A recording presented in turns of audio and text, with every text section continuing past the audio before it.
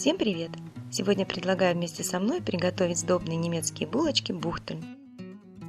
Для приготовления дрожжевого теста нам понадобится 500 грамм просеянной муки, 80 грамм растопленного охлажденного сливочного масла, 250 мл теплого молока, пол чайной ложки соли, 50 грамм сахара, 1 яйцо, 1 пакетик ванильного сахара и 20 грамм свежих дрожжей. В миске соединяем молоко с сахаром, дрожжами и небольшим количеством муки. Перемешиваем и оставляем на столе минут на 20.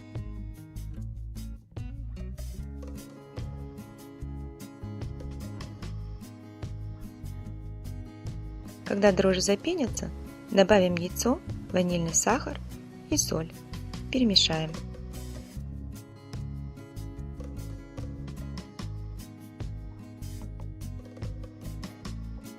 Затем сливочное масло еще раз хорошо размешаем до однородного состояния и всыпем оставшуюся муку.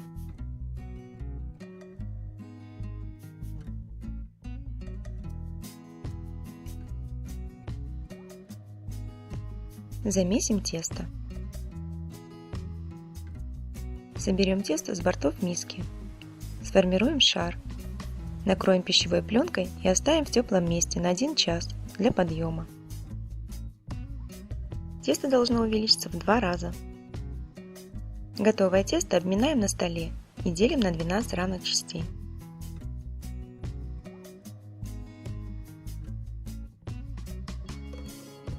Каждый кусочек теста разминаем в пласт.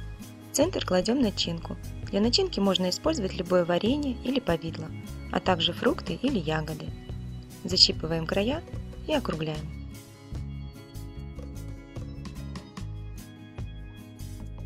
Подготовленные булочки перекладываем в форму для запекания диаметром примерно 20 на 30 см. Обильно смазываем растопленным сливочным маслом, его нам понадобится примерно 30 грамм.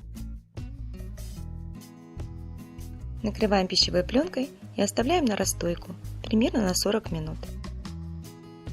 Хорошо подошедшие булочки отправляем в предварительно разогретую духовку на 20-25 минут при температуре 200 градусов в режиме верхний и нижний жар.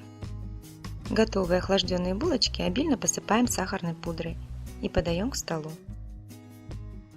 Эти булочки получаются невероятно нежные, мягкие и вкусные. А я на этом прощаюсь с вами.